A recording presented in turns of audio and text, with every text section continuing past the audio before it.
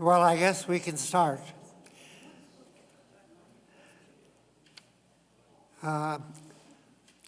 Last night I looked at my calendar and I wanted to tell everybody that there is light at the end of the tunnel. We have 6 more sessions after today. So we'll have completed this long and arduous course in the Bible. Today we're going to be talking about Ezekiel, which marks a very important turning point in Jewish history. And in some ways, Ezekiel was the most influential prophet of all of the prophets that we will be discussing.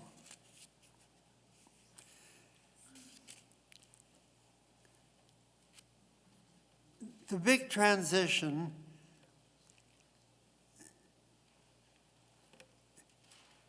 took place during Ezekiel's life, which approximately 500 before the Common Era. You remember that last week we talked about Jeremiah and the fall of Judea to the Babylonians in 586. Probably Ezekiel was a youngster at that time, or he may have been born in Babylonia. We're not sure.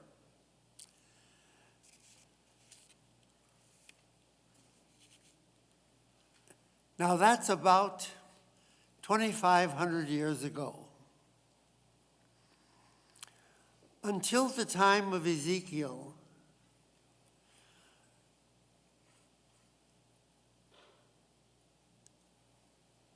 the Jews or the Israelites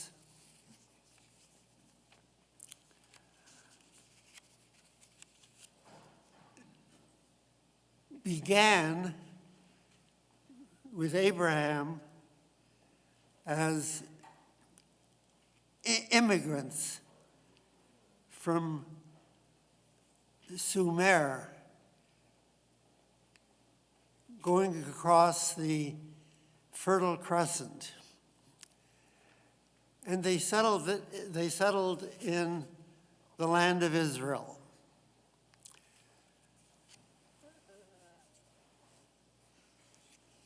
Then during the time of Joseph,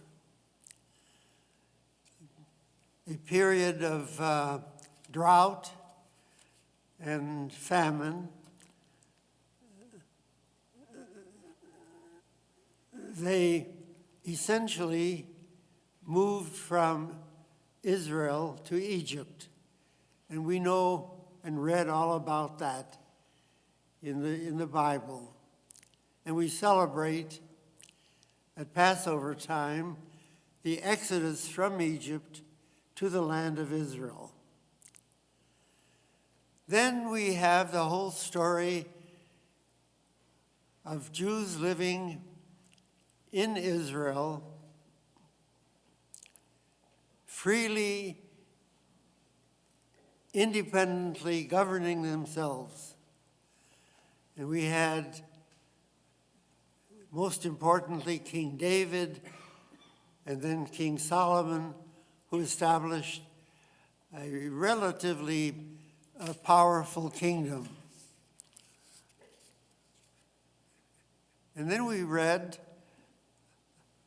about eventually the conquest of Israel by large foreign powers. First Assyria and then Babylonia. In all of this time, the goal of the Jewish people, as we read in the Bible, was to establish a home in Israel, most especially in Jerusalem, where they would build a temple to God, and more emphasis was being placed on the total importance of that temple to worshiping God.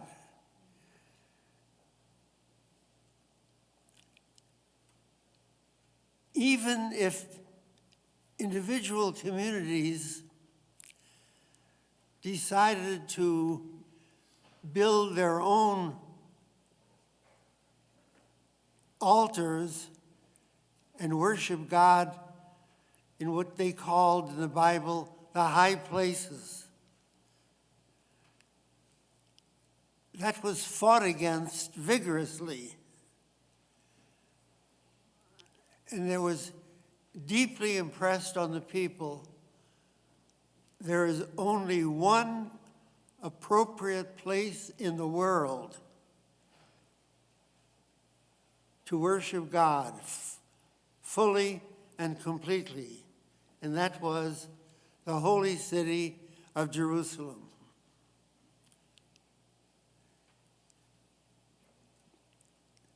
That's paralleled today in the Muslim religion, with the view of Muslims that Mecca is the only place in which you can truly worship, and therefore it's one of the principles of Islam that every Muslim should have in his mind the goal of at least once in a lifetime to make the Hajj, to make the trip to Mecca, and there come as close as possible to Allah.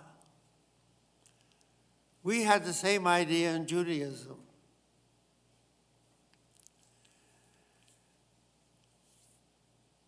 Now we come to the time of Ezekiel in Babylonia.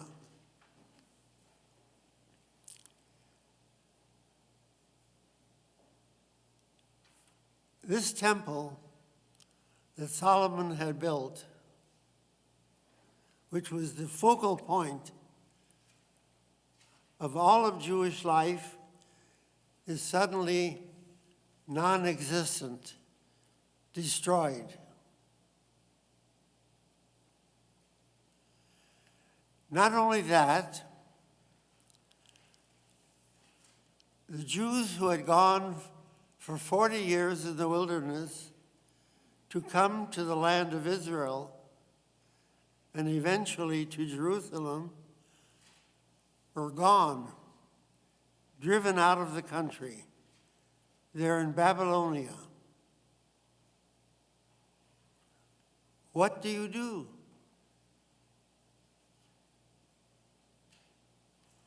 What does the future portend? Well, they had one bad sign already. The neighbors to the north, Israel, had also been conquered, not by Babylonia, but by Assyria, and they were driven out of the country, and poof, they disappeared. Never to be seen again. Lost 10 tribes. Is that what's going to happen now to us?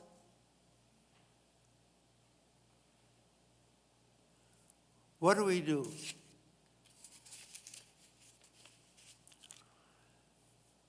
Well, as a Jewish community, they had different opinions what we should do. Some said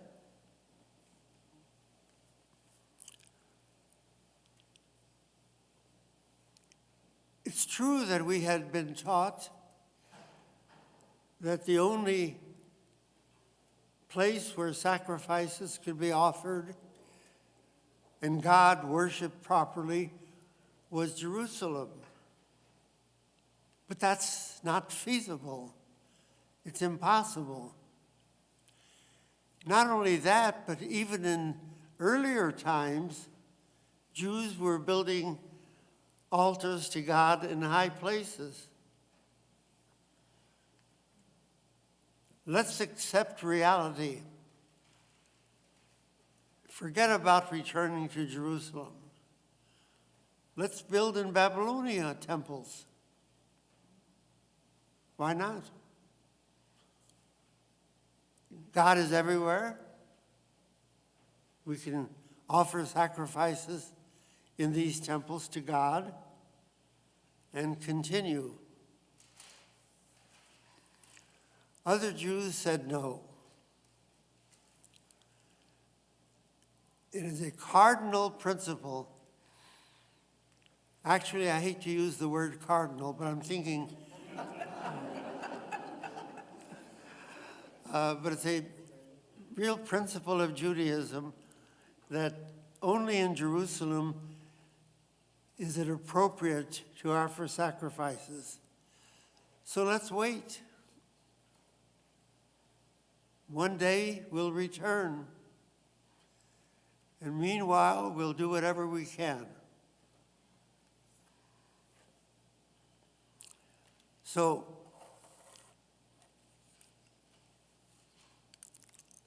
let's just read a passage of the book of Ezekiel, chapter 11, verse 16.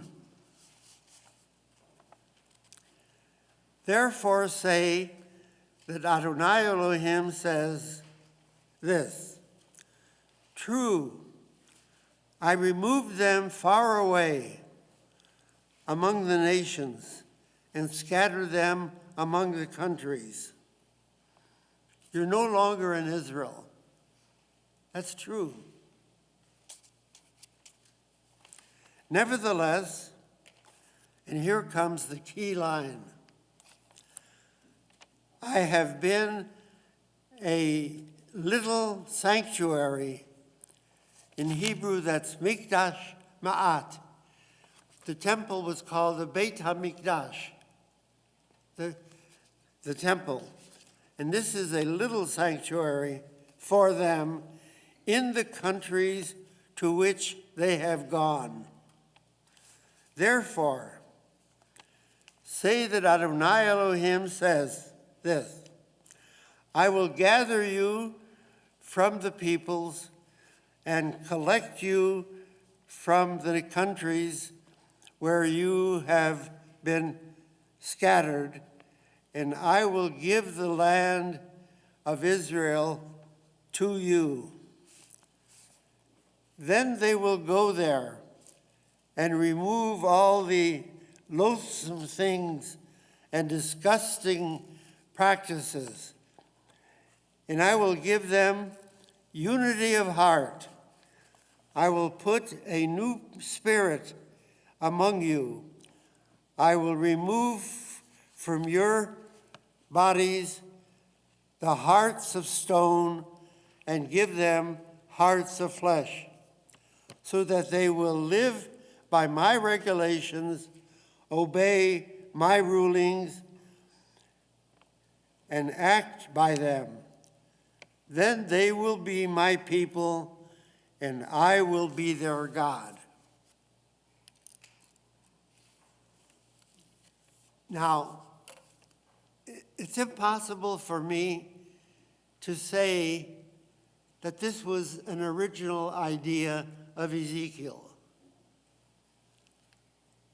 But this is the only time that we find in the Bible this concept that Ezekiel described.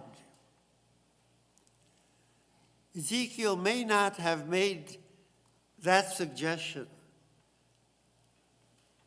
but this is the solution that he adopted and approved. Namely,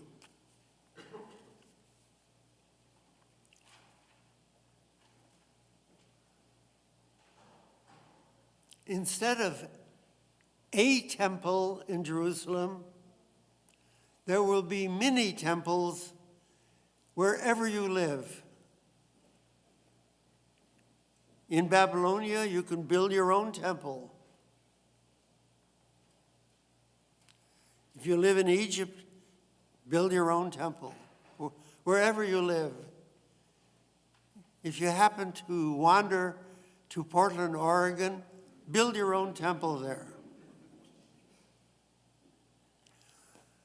But harbor in your hearts the thought that one day you will be back in Jerusalem. Well, that was the solution. Substitute prayers for sacrifices. So you know what the first prayers were? Descriptions of the sacrifices.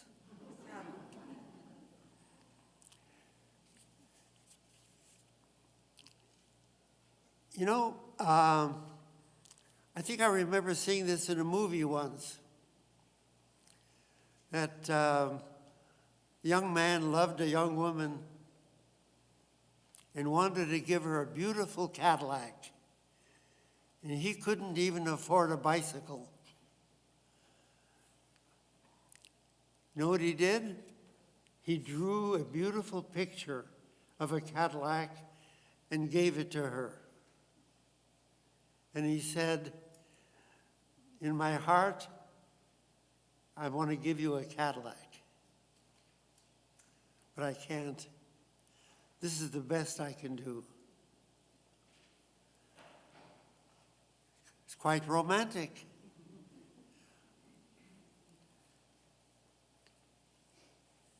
In the movie, it worked. And I think in life it works. In other words, you can tell God, if I only could, I would bring you the fattest lambs and sheep and whatever you want. But I can't. I'm far away. But let me describe what I'd like to give you. And if you do it with all your heart and with all your spirit, it's just as good as the sacrifice. Today, I have to say, that part of our prayer book is probably the most boring part of all. Reading the sacrifices. But if you think about it in terms that I've described, it's a very touching expression of love. If I could, I would give you everything possible. But if not, at least let me tell you what I would like to do. So,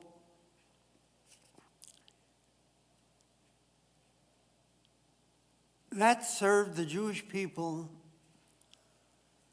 for 2,500 years. We built synagogues all over the world. And Jews were able to maintain their religious identity by the synagogues. We do it today, and we've done it for these thousands of years. Who would have ever dreamt that in 1948 we would have a Jewish state? And in that Jewish state, we could do what Ezekiel's talking about here. Rebuild the temple, reestablish that form of worship of God. The weirdest thing of all is that there really are Jews today who are thinking that way. Actually planning to build a temple in which all of the sacrifices that are described in the Bible will be renewed.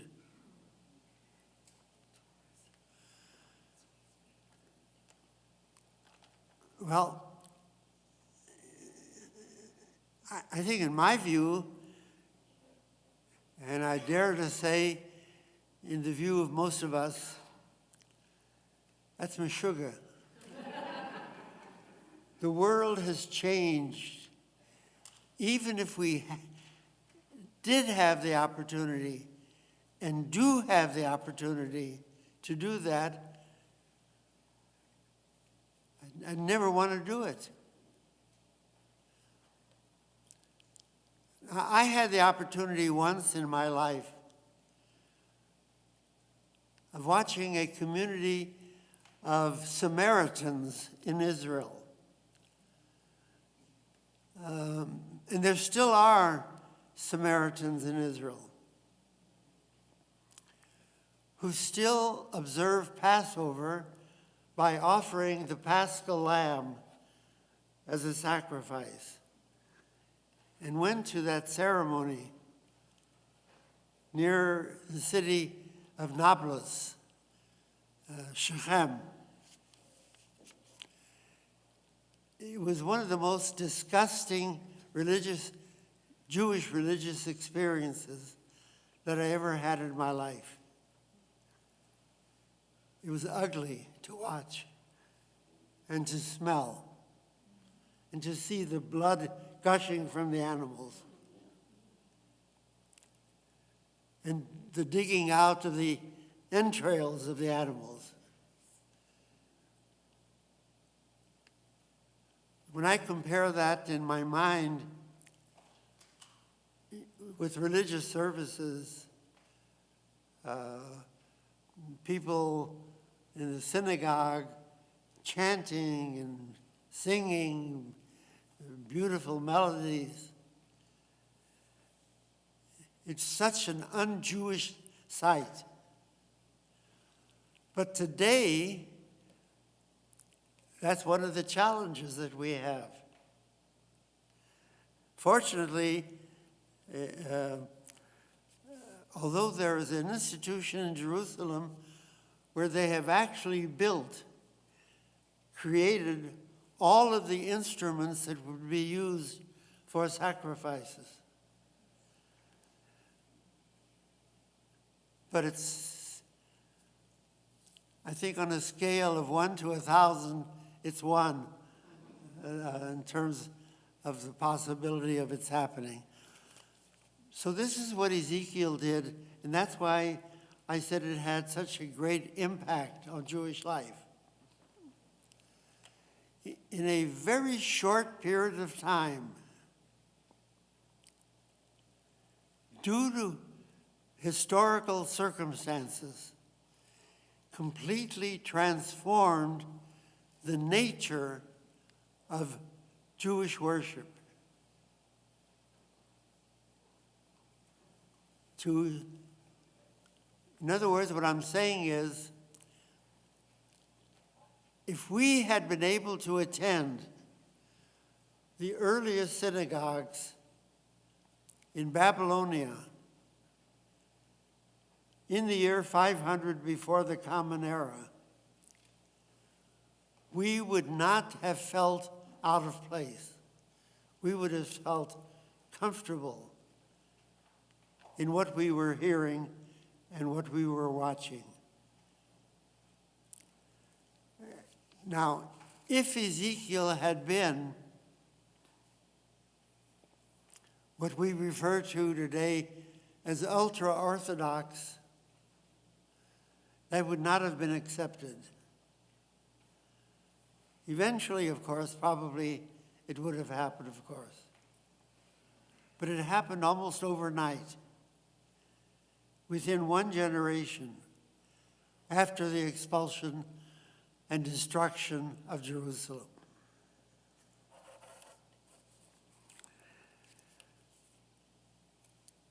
Now, to go on with Ezekiel,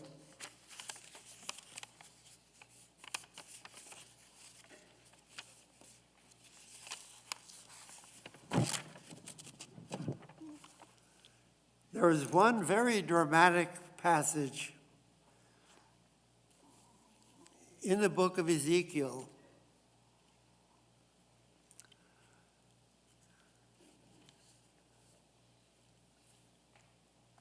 and that's called, this is in chapter 37, the Valley of the Dry Bones. I think you'll be a little surprised to hear the next name that I'm going to evoke. Ezekiel's passage of the Valley of the Dry Bones reminds me of all people of Mark Twain.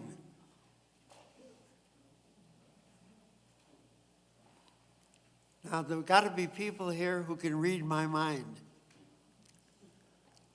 Why would I be thinking of Mark Twain talking about Ezekiel?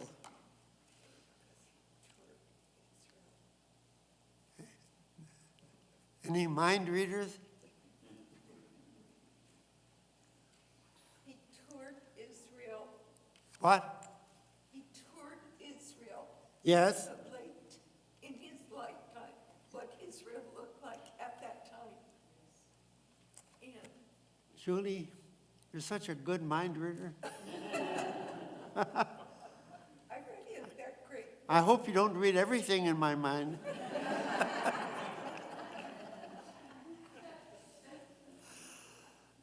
You read Mark Twain's description of the land of Israel in the 1800s. You are reading practically about the Valley of the Dry Bones, a land that is totally barren, unpromising, unpleasant, harsh, primitive.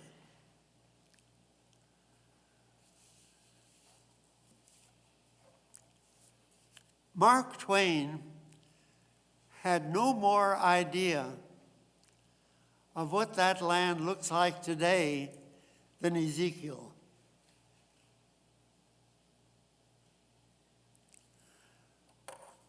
Here's what Ezekiel writes in chapter 37. With the hand of Adonai upon me, Adonai carried me out by his Spirit and set me down in the middle of the valley, and it was full of bones. He had me pass by all around them. There were so many bones lying in the valley, and they were so dry. He asked me, "Human being, can these bones live?" I answered, "Adonai, only you know that." What an answer. Basically, what he's saying is no. But who knows what you can achieve? And in the 19th century, you walked around the land of Palestine, and you could say, can this ever be a fruitful valley?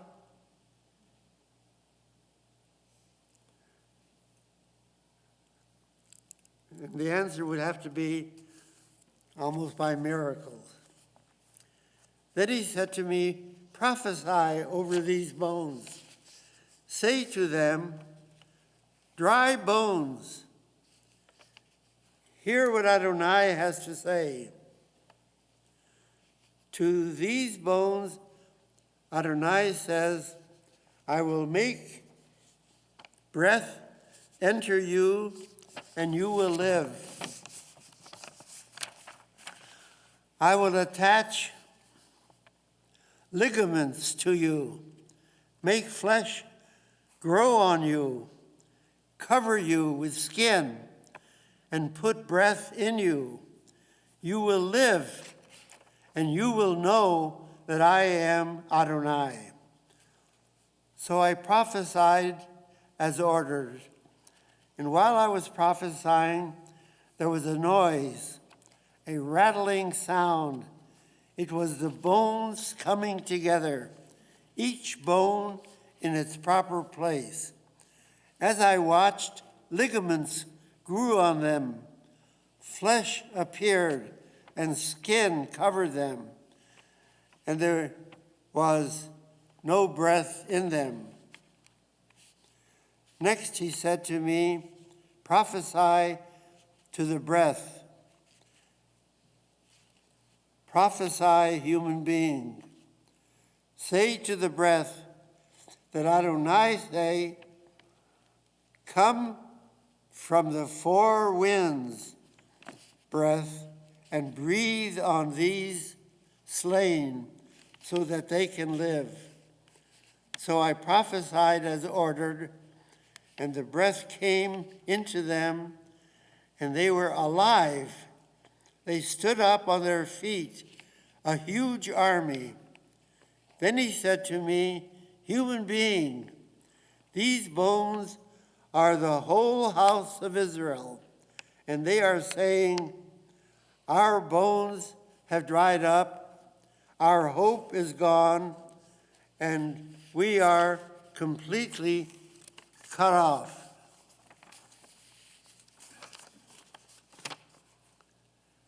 Therefore, prophesy, say to them that Adonai says, my people, I will open your graves and make you get up out of your graves, and I will bring you into the land of Israel. Then you will know that I am Adonai, when I have opened your graves and made you get up out of your graves, my people. And I will put my spirit in you, and you will be alive. Then I will place you in your own land, and you will know that I, Adonai, have spoken, and that I have done it, says Adonai. What a dramatic passage. What a passage like that must have meant to Jews who lived for so many centuries under the kind of pogroms and oppressions that they experienced. And at its height in the Holocaust itself. The whole idea that you are alive and you will return to life was the most encouraging and inspiring response of the Jews to anti-Semitism. So this is not meant to be talking about the resurrection of the dead. This is how Ezekiel wanted to remind this people that had been crushed by the Babylonians and driven out of the land that there is hope for a renewal of your life. As a matter of fact, Ezekiel said something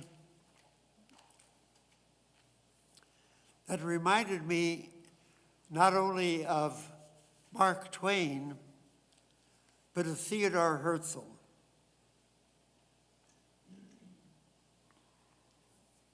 I'm sure many of you are aware of the fact that I think one of the most remarkable words that Theodore Herzl wrote down in his diary at the First World Jewish Congress, also in the 19th century, 1897.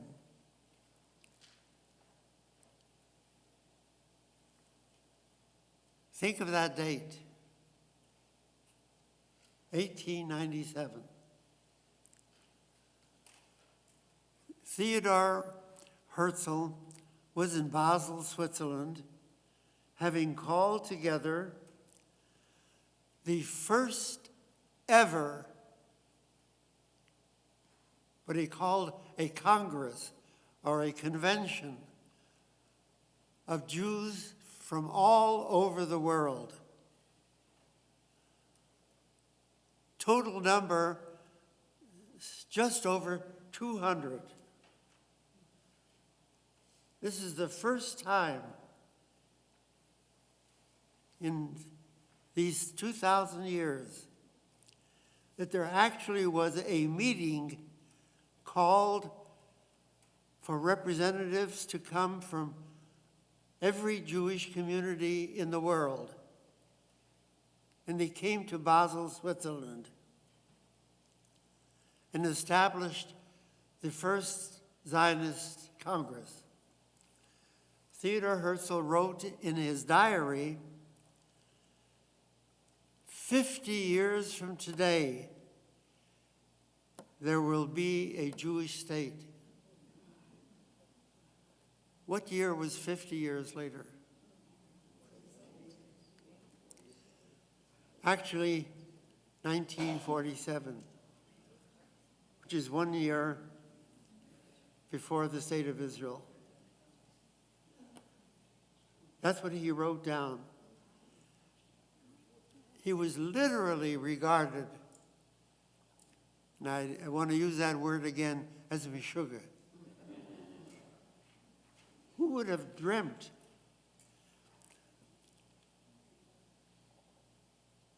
It's one thing to dream of something happening at some time in the future, because you're not pinned down. So you can dream about a messianic age that someday will happen. And if it isn't happened yet, so what? It will happen. But it's certainly a very different thing when you write down 50 years.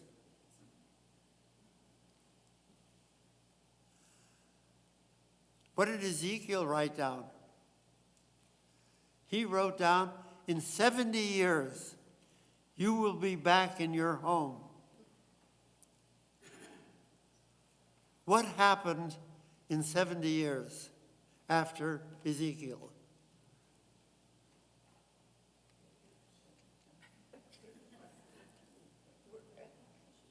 Read my mind. Come on, Julie. Think.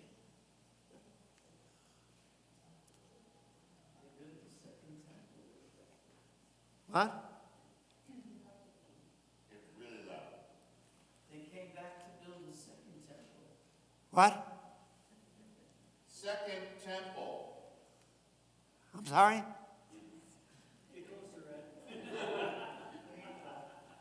They came back to build a second How temple. did they come back? How did they come back? How did they come back? 70 years later. What's his name allowed him to come? I forgot the name of the king. You have to give me one name. Cyrus. Okay, that was. Cyrus the Persian. 70 years after Ezekiel. One of the most extraordinary personalities in the ancient world. Cyrus the Great, Emperor of Persia, adopted a policy of all people who had been exiled from their homes now living under Persian rule can go back to their homes. So all the Jews who had been driven out of Babylonia, which had now become part of Persia, part of the Persian Empire, they could all return back to their homes.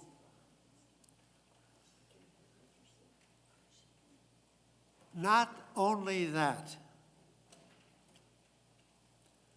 but amazingly, the Persian government undertook to provide the money for the rebuilding of the temple for the Jews.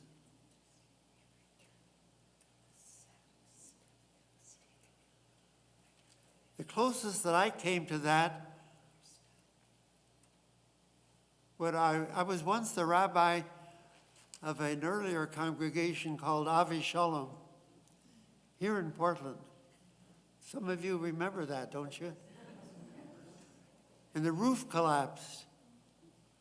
We couldn't use the building anymore. And guess who paid for the rebuilding in large measure of that synagogue? The state of Oregon. Why would they do that for us? Come on, you all lived through it. Not all, but some of you did. Because the state had decided to build a freeway that was going to go through Shalom, and this was compensation for the building. Is that luck or what?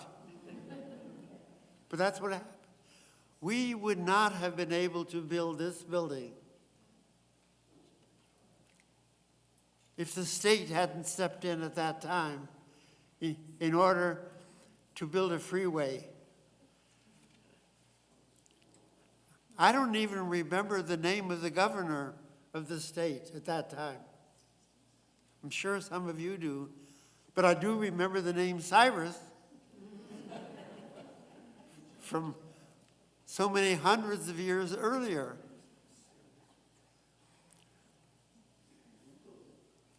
So this is really what Ezekiel, in his own way, was prophesying. It's going to happen. Now, one more reading from Ezekiel. Let's take a look at chapter 36, verse 24.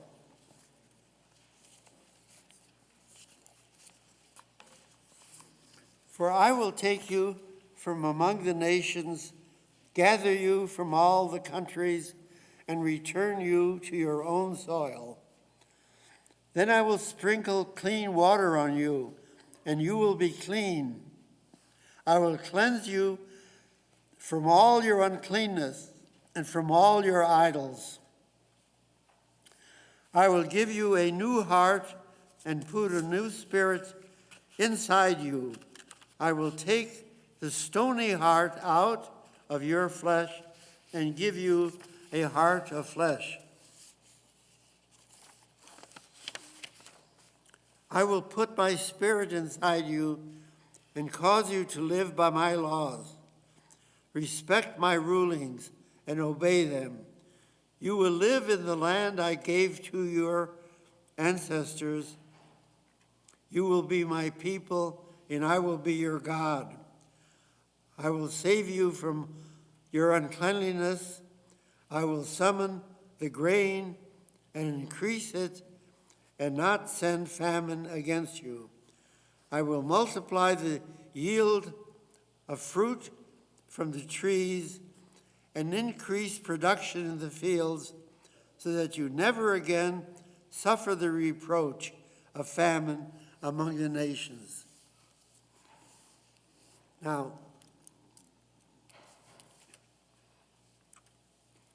this is the theme.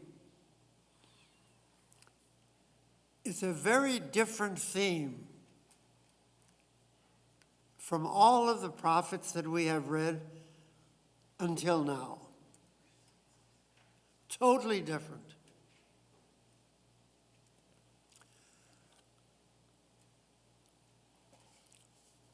All of the prophets that we have read till now used most of their energies to denounce the Jewish people for all their wrongdoings.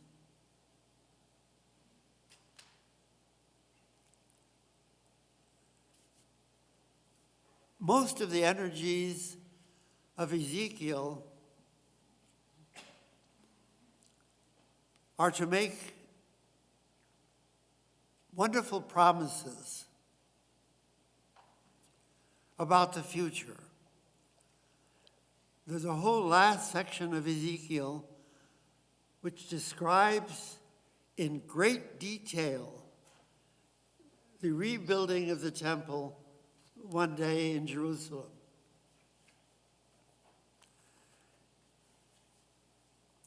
It's in as much detail as the book of Exodus and Leviticus describe the building of the tabernacle.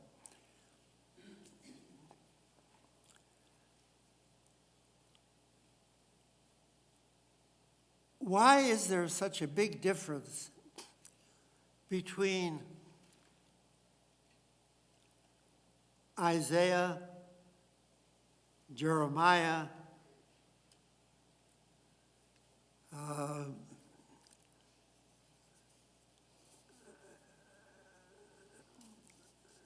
and a whole long list of prophets from that period of time before the exile into Babylonia?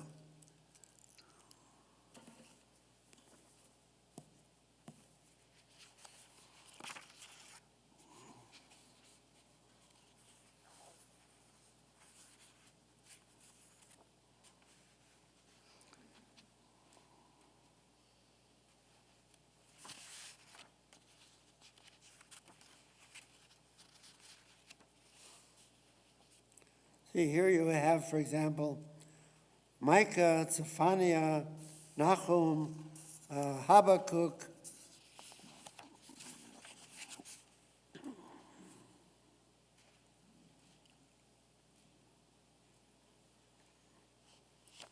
all of these were earlier prophets.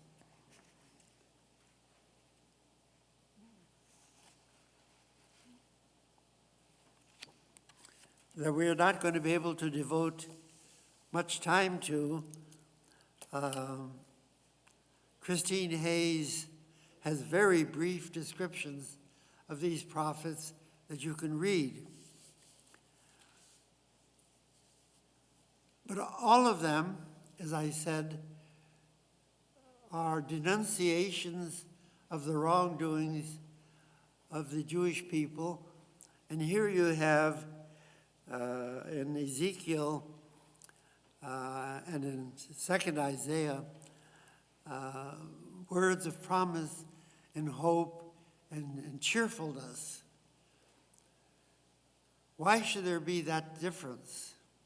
And the answer is very simple. Each prophet had a purpose in mind. He had an accomplishment that he wanted to achieve. In all of the prophets before the exile, the goal of the prophet was to prevent the exile. How do you prevent the exile? By changing your ways so that God will not subject you to defeat and to exile. But Ezekiel is already in exile. It's too late to do anything about what happened.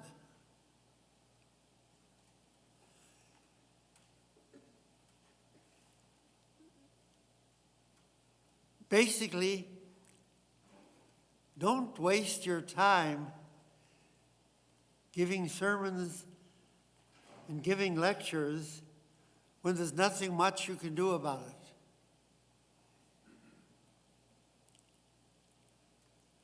When you are already in exile, you can't prevent it. The only thing left is to hold on tight to the day when things get better, and to hold on to hope that things will get better.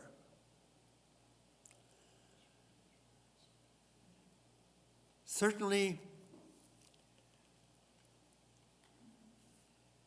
the theme song of Zionism is Hatikva, the hope.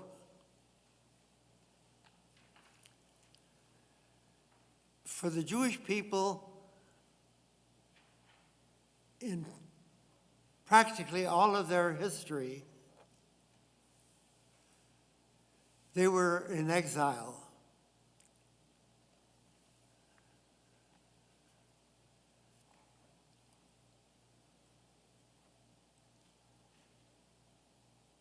The only thing really left for the Jewish people is to retain a hope that one day things will get better, which is what they did.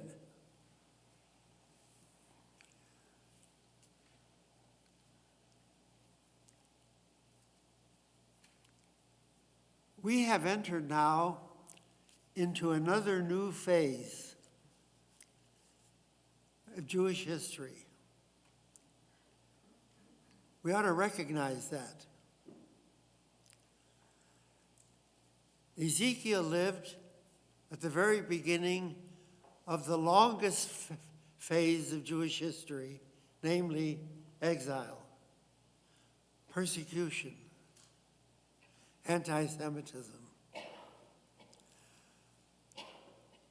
We are now engaged at the very beginning of a new phase in Jewish history,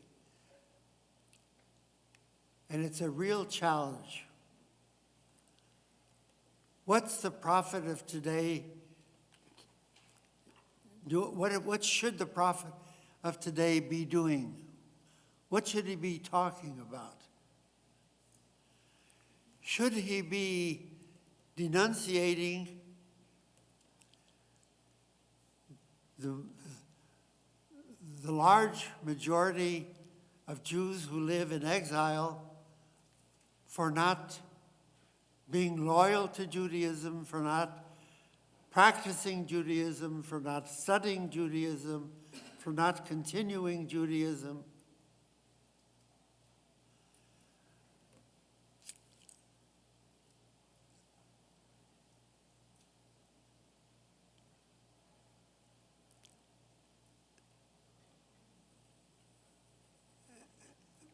And what should the prophet in Israel be saying to the Jews who live in Israel? You know, a very large proportion of Jews in the world now live in Israel.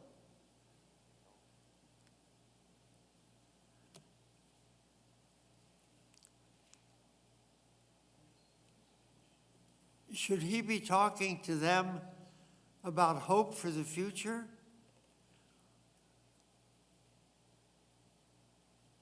Or should he be talking to them about preserving traditions of Judaism?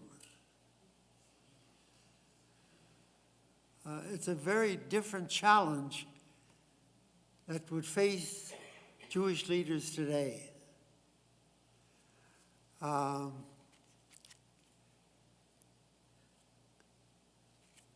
I've already had communications from individuals in the community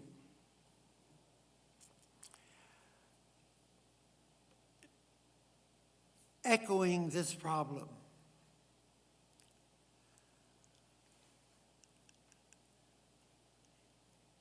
I'm not feeling so good about Israel. All my life, I've dreamt about Israel, and the Jewish people has dreamt about Israel. Well, is Israel the kind of country that I've dreamt of? Are the policies of Israel what I dreamt of?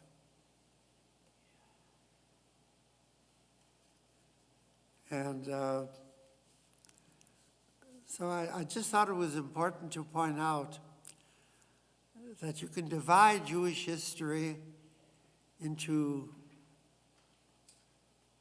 very clearly divided segments, and that we are in a really new phase of Jewish history where we have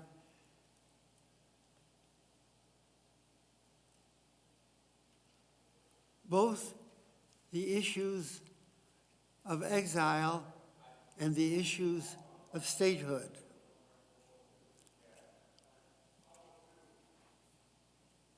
Does that mean that we are going to be having essentially two Israels? One of the things that I come across in reading is that younger American Jews less and less feel that they have a real tie with Israel. It's a different world for them. It's not our world, one world that it's always been. Because we're living two very different kinds of circumstances. In Israel, the whole issue of anti-Semitism simply doesn't exist. We're more worried about anti-Semitism in America today than we have been for a long time. What does that do to our relations with each other? So I think Ezekiel represents the very beginning of the last 2,500 years of Jewish history. Well, I think we'll stop at this point. Now, any comments?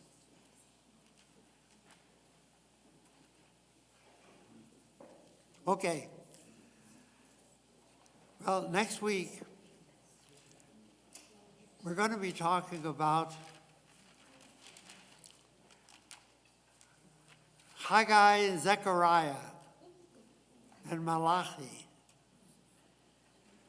Very, very familiar names, right? And who are they? They are the last prophets who are now living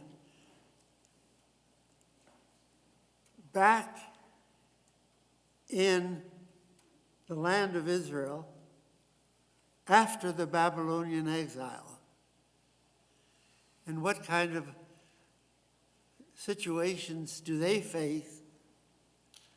And what is the nature of their message? You're going to find something very familiar in what they have to say. So, hopefully we'll see you then.